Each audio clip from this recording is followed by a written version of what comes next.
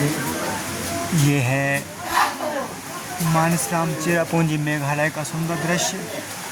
हम देख सकते हैं यहाँ जो प्राकृतिक सुंदरता है, वो झरने, यहाँ के बादल और एक अद्भुत अनुपम दृश्य है। तो हम कह सकते हैं कि जो यहाँ का पावन दृश्य है, कल खूबसूरती, ये पावन जल की धारा और ये चट्टानें, ये बड़ी अनुपम है।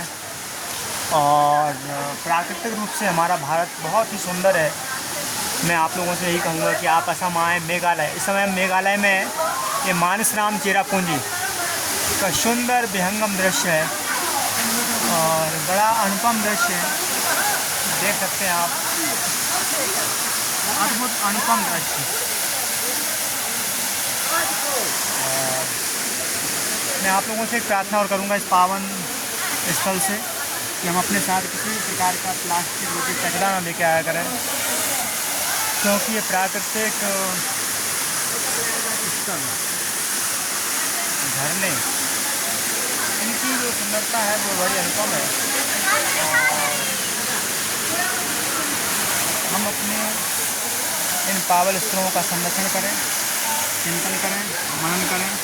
और एक प्रार्थना और करेंगे, हम जब भी इन पावन स्थलों पे आएँ तो मर्यादापूर्ण कपड़े पहन कर आएँ। ऐसे कपड़े ना पहने जो पाश्चात्य संस्कृति को दिखाओ, कपड़े बहुत ही हीन हो। तो हमें अपनी सनातन संस्कृति के अनुकूल ही कपड़े पहनने हैं। बहुत ही सुंदर अनुपम दृश्य।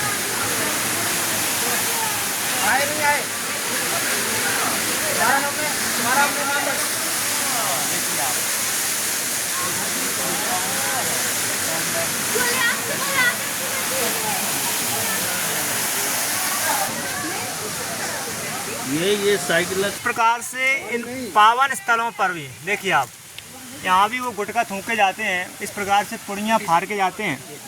और मैं तो यही कहूँगा, ऐसे प्राकृतिक नेचुरल जो भगवान ने बनाए हैं, कहीं ना कहीं ये प्राकृतिक स्थल है।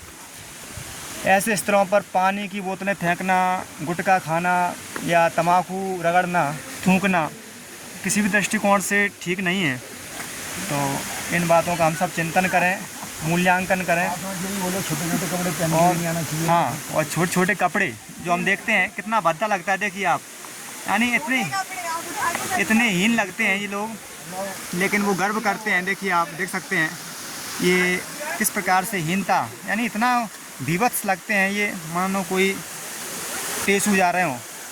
तो लेकिन क्या कर सकते हैं, आप रोक नहीं सकते। स्वतंत्रता का अधिकार है, सबको अधिकार दिए गए हैं। हम कुछ भी पहन सकते हैं, कुछ भी खा सकते हैं, मना नहीं कर सकते। आप केवल आग्रह कर सकते हैं। तो मैं आप लोगों से यही कहूँगा कि जो प्राकृतिक स्थल हैं, चाहे हमारे पावन नदियाँ हों, चाहे हमारे पावन मंदिर हों या पहाड़ हों या चट्टानें हों, इनकी चिंता हम नहीं करेंगे तो कौन करेगा। तो हमें ऐसे प्राकृतिक स्थलों की चिंता करनी चाहिए। और पूर्ण रूप से प्लास्टिक का बिल्कुल उपयोग ना करें, क्योंकि यहाँ जो हम उपयोग करेंगे तो कहीं ना कहीं ये हज़ारों वर्षों तक पड़ी रहती है। यह कभी न सड़ती है न गलती है। और देख सकते हम कितनी प्राकृतिक सुंदरता है, जो अनुपमता है वो अपने आप में दिखती है। और हम देख पा रहे हैं यहाँ सेब के पेड़ भी हैं, जो सर्दियों में इनमें सेब लगते हैं। तो कहीं ना कहीं अनेक फल हैं। कौन फल है, कहाँ है फल, प्राकृतिक कहाँ है फल। प्राकृतिक आओ बच्चा बुद्धि बनो। हाँ, तो बहुत ही सुंदर अनुपम दृश्य।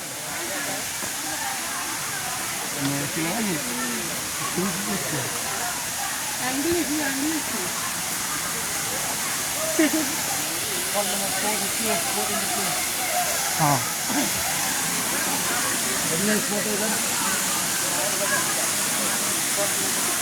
और देखिए आप ये है सुंदर दृश्य। तो मैं आप लोगों से यही कहूँगा कि हम जब भी आएँ, हम विदेश ना भागें, जापान, ब्रिटेन, अमेरिका जाने की कोई आवश्यकता नहीं है। अपने भारत भूमि में अनेक स्थान है। इस समय हम मेघालय में हैं और इतना सुंदर लग रहा है आपको मेघालय में, देख सकते हैं हम ये सुंदर दृश्य अनुपम झांकी, और निश्चित रूप से बहुत ही सुंदर दृश्य है। झरने हैं, बादल है और पानी भी इतना स्वच्छ, इतना निर्मल, इतना पावन।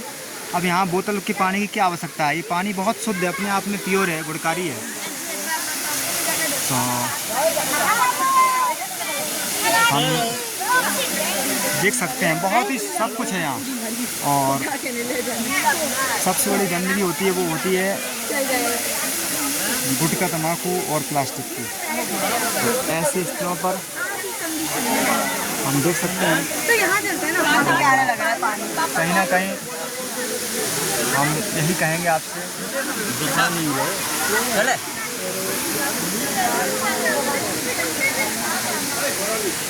हमारे बीच एक प्रकृति प्रेमी बालिका आयुषी पांडे। आयुषी, कैसा लग रहा है आपको मेघालय आकर? यहाँ मेघालय में आके हम लोग को बहुत अच्छा लग रहा है और मैं दूसरी बार आई हूँ मेघालय में। तो मतलब यहाँ पे आके जो जैसे पहले लगा था वैसे ही अनुभव फिर से हो रहा है।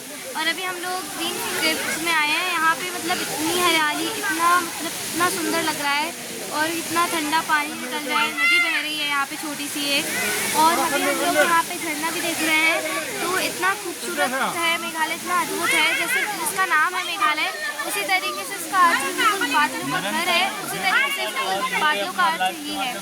तो इतना अच्छा लग रहा है। तो यहाँ पे आके मुझे तो बहुत अच्छा लगा और आप सबको भी जरूर आना चाहिए। बहुत अच्छे, यानी हम विदेश भागते हैं तो विदेश नहीं जाना चाहिए, अपने देश का पैसा प्रदेश नहीं हुआ ना। तो ये बताया इसने, धन्यवाद। हाँ, राम राम, धन्यवाद। तो निश्चित रूप से हम भी अपने राष्ट्र का चिंतन करें और अपने जो देश की संस्कृति है, इस संस्कृति को आत्मसात करें, अपने जीवन में उतारें और जो प्राकृतिक चीज़ें हैं उनका चिंतन करें। और मैं पुनः यही कहूँगा, बहुत सुंदर, बहुत ही सुंदर यहाँ का दृश्य है। और ईसा, कैसा लग रहा है आपको यहाँ? अच्छा लग रहा है? ये ईसा है, ये वेदिका है। वेदिका, आपको कैसा लग रहा है? अच्छा लग रहा है? तो बहुत कुछ है, मैं तो यही कहूँगा बहुत कुछ है, बस हमें आना चाहिए और पूर्ण रूप से चिंतन करते हुए आना चाहिए कि हम यहाँ क्या सिंगल यूज प्लास्टिक मुक्त होकर आ सकते हैं, क्या हम यहाँ एक साधक बन के आ सकते हैं, क्या हम यहाँ एक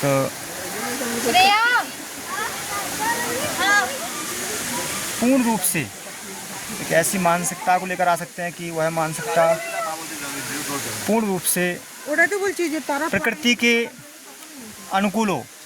प्रकृति के लिए यदि हम अनुकूल बन सकते हैं तो सब कुछ अच्छा है।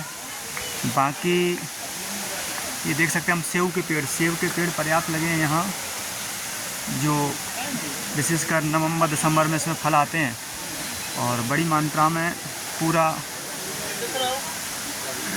बाग है और अपने आप यहाँ उगाते हैं, कोई उगाता नहीं है।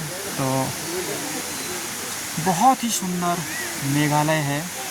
तो हम क्यों विदेश भागें, आवश्यकता नहीं है। तो हम अपना हमारे देश में ही, चाहे वो नागालैंड हो, चाहे त्रिपुरा हो, असम हो, तो हमें आना चाहिए।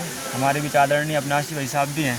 भाई साहब, आप क्या कहोगे? हम देख रहे हैं आप बालक बालिकाओं को जो बाल शिक्षा केंद्र चलाते हो, राष्ट्रभक्ति का भी संचार कर रहे हो और स्वयं उस स्थल पर लाकर भी बच्चों को दर्शन करा रहे हैं। इसके बारे में आप क्या कहोगे, भारत की सुंदरता के बारे में? यह भूमि प्राचीन काल से ही सुंदर, पावन, पवित्र है, पर एक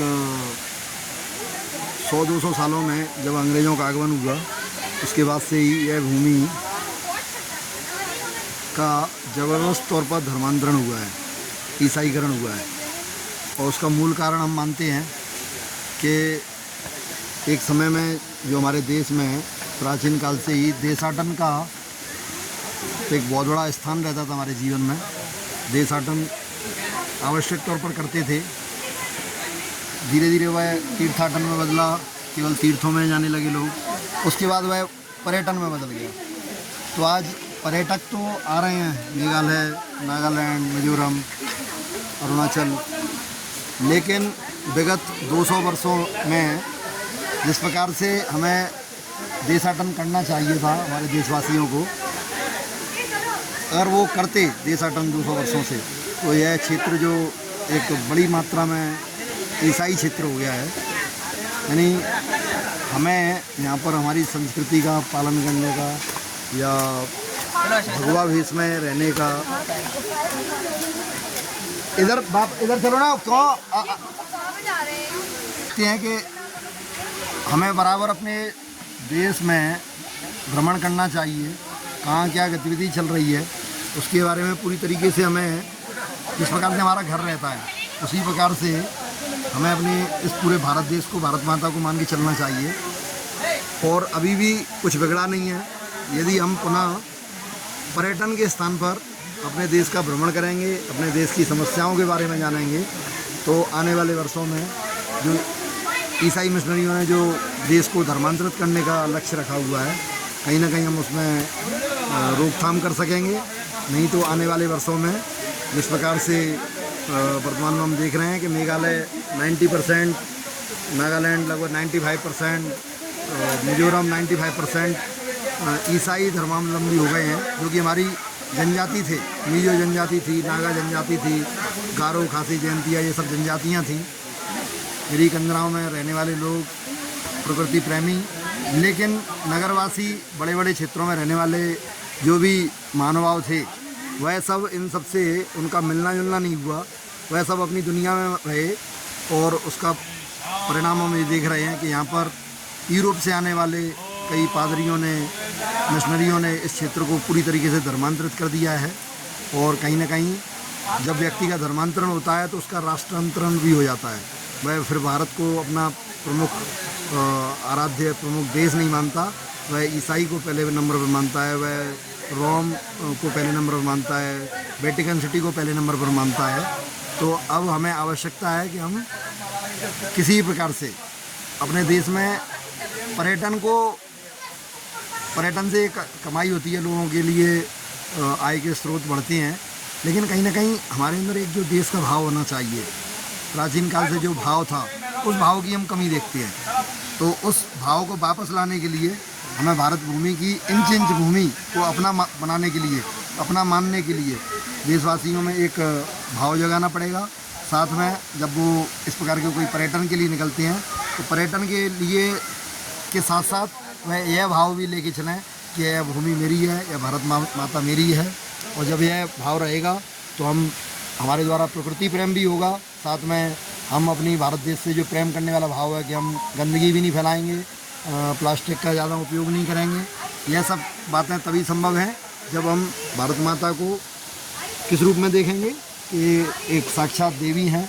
और जब केवल घूमने फिरने जाएंगे तो स्वाभाविक है कि देश में हम उन स्थानों पर कभी नहीं जाते हैं जहाँ हमें कोई लाभ नहीं दिखता, या केवल प्रकृति के लिए ही जाते हैं, उसे अपना नहीं मानते।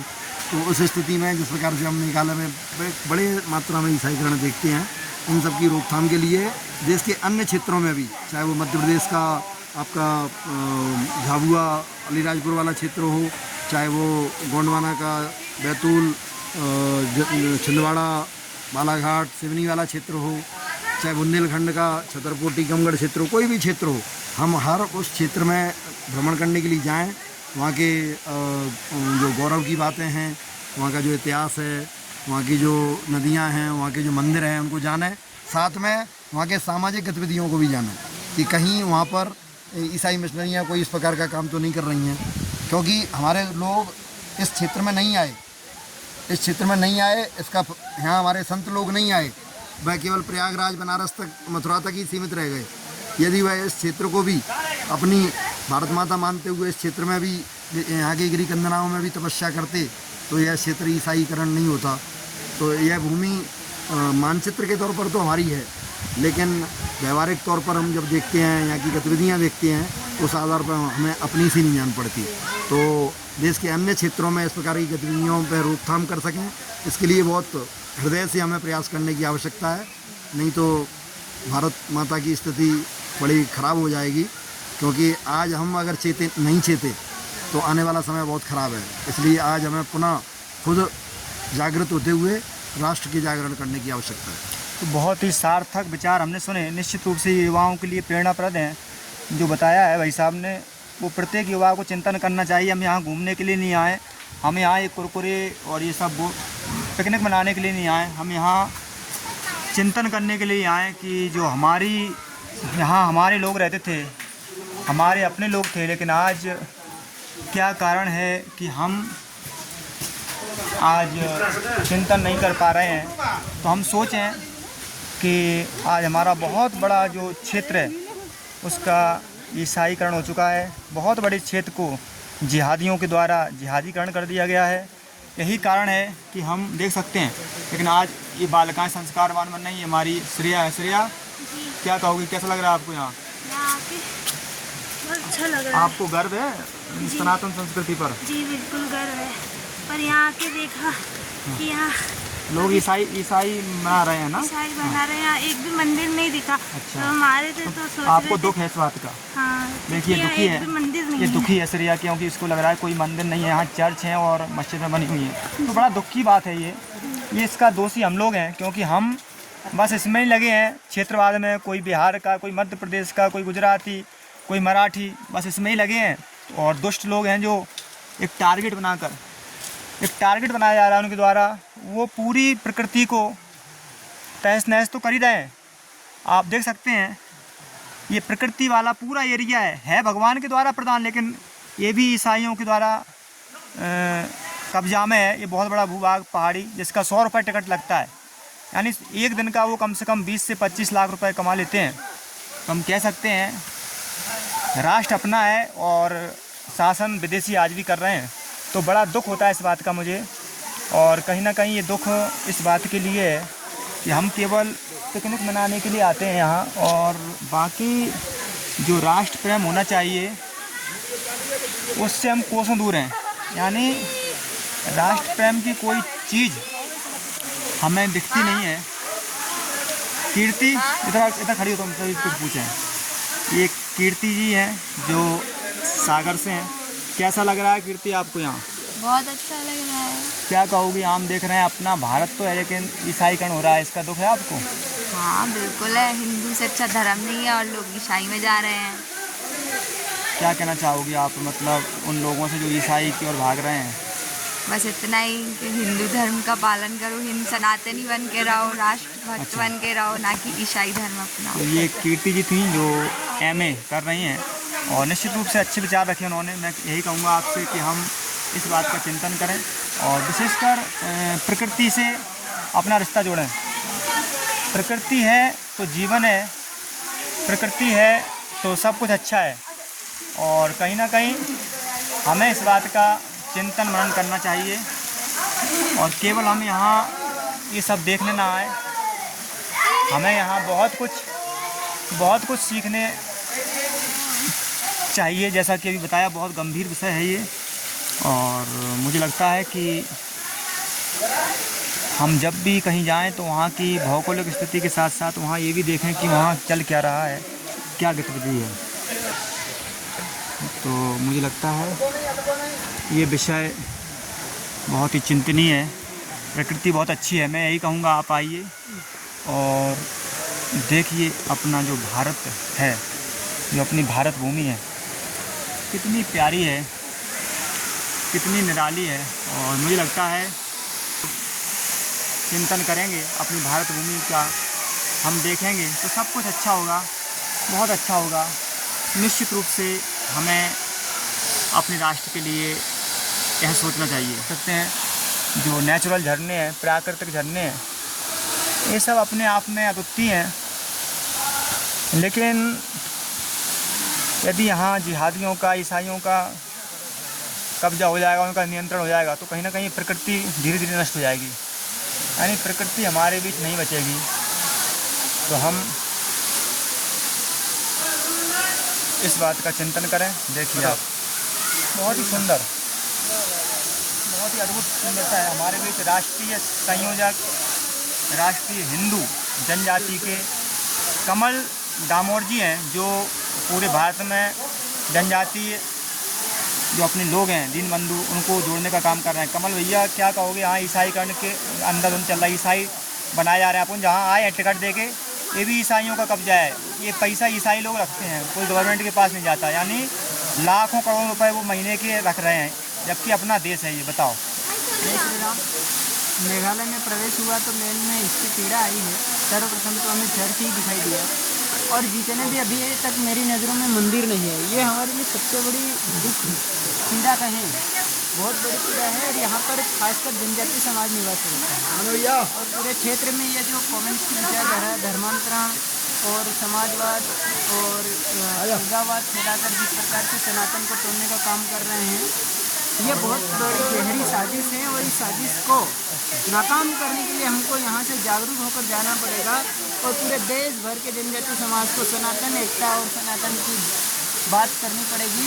क्योंकि ये जो योजना है ये इनका एक प्रयोग है, लेकिन पूरे भारत को इनको कब्जे में करने का लक्ष्य है, इन्हें गुलाम करने का जो लक्ष्य है उसको नाकाम करना होगा। क्योंकि आज की वर्तमान युवा पीढ़ी को जानना होगा, हर परिस्थिति में लोग केवल पर्यटक बन के घूमने के लिए आते हैं, लेकिन हमें प्रवासी के रूप में आए हैं, जहाँ की संस्कृति, कल्चर और सारी चीज़ें, परंपराएं, रीति रिवाज और यहाँ की स्थिति और पर्यावरण, सारे विषयों को लेकर हम निकले हैं। और हमें बड़ा गर्व की अनुभूति हो रही है। लेकिन दुख इस बात की है कि कन्वर्जन हो चुका है, धर्मांतरण हो चुका है। बहुत बड़े दुख का विषय हमारे सनातन के लिए। हमारा सनातन बहुत नीचे गिरते जा रहा है। कुछ राज्य बचे हैं, वहाँ पर भी अलग अलग प्रदेशों की मांग करके कन्वर्जन का काम जोरों को पकड़ रहे हैं। उनको हम नाकाम करने के लिए हिंदू युवा जनजातीय संगठन लगातार सक्रिय और धरातल पर रहे। तो ये थे हमारे राष्ट्रीय संयोजक, इन्होंने बनाया है हिंदू युवा जनजाति संगठन, कमल डामोर जी। मैंने सुना, तो मैं यही कहूँगा सभी अपने बंधुओं से, तो इसका हम चिंतन करें, मनन करें। तो मुझे लगता है कि हम इस विषय को समझेंगे पूरा। और बहुत कुछ है यहाँ, अनुपम है, अद्वितीय है। बस हम अपने प्राकृतिक स्थलों पर देखिए आप, ये हमारे गुटखा खाने वाले लोग हैं, जिनसे पेड़ों को बड़ा कष्ट होता है, और चट्टानें भी दुखी हैं। ऐसी प्राकृतिक स्थल इन्हें बड़ा दुख लगता है। यानी प्रकृति भी दुखी है।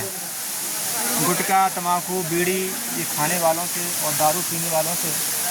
तो मुझे लगता है, देखिए आप, ये व्यू बहुत ही सुंदर है, प्राकृतिक है, झरना है, और ये बॉलीवुड नो एंट्री, यानी सब कुछ अनुपम है यहाँ। अद्वितीय दृश्य है।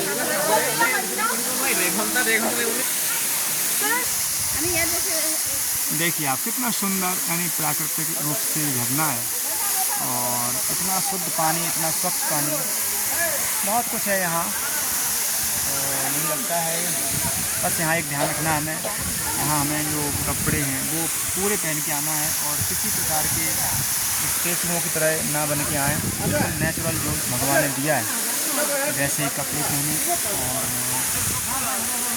जो प्राकृतिक स्थल हैं उनकी मर्यादा में रहें। इन्हीं विचारों के साथ सभी लोगों को राम राम, जय श्री राम, जय मेघालय, राम राम सभी को।